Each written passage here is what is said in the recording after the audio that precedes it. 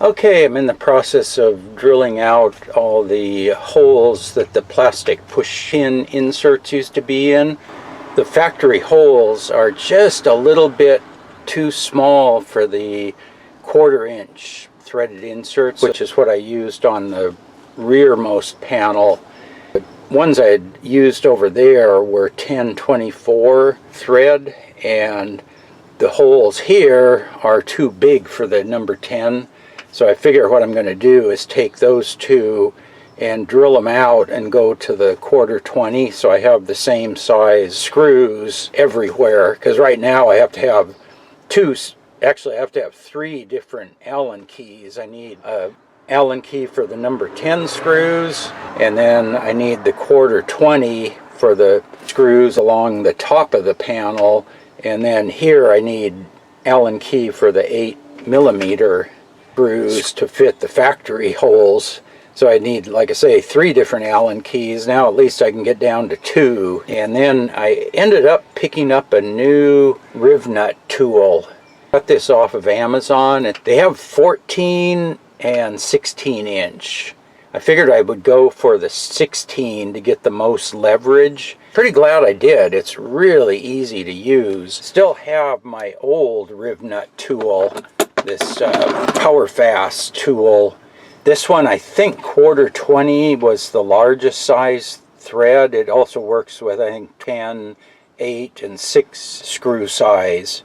Yeah, with a 1/4-inch, you just can't get a full compression by hand.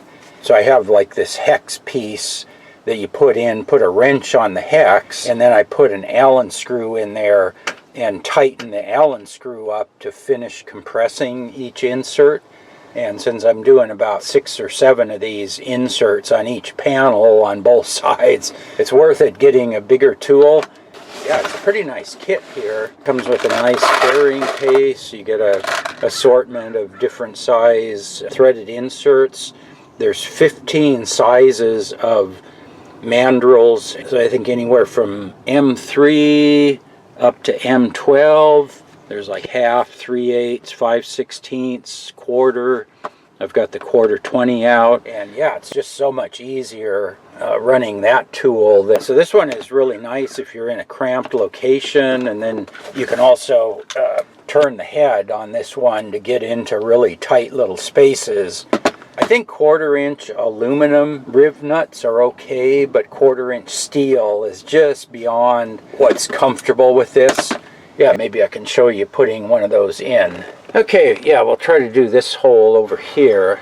So what I found that works well is if you spread the handles completely apart, screw the 1/4-inch insert down as far as you can, and then you can see when you let go, the handles close about halfway, and then just shove it in the hole there and give it a squeeze, but that's not fully compressed yet.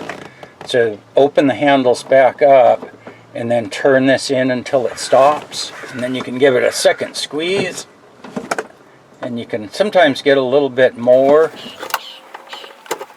That's bottomed out now. And then screw it out.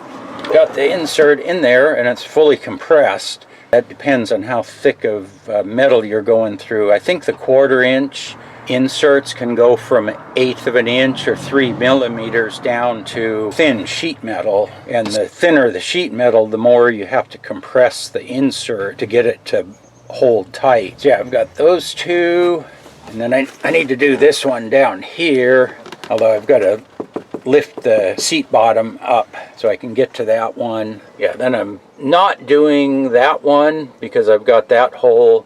I'm also skipping this one down here because I have the seat belt bolt right below it. So I'll have a total of 3, 4, 5, 6 inserts plus the seat belt bolt. Now I've got the cutout for the little storage cubby in there, and then I'll be able to take that storage bin out and then be able to get to things down below there.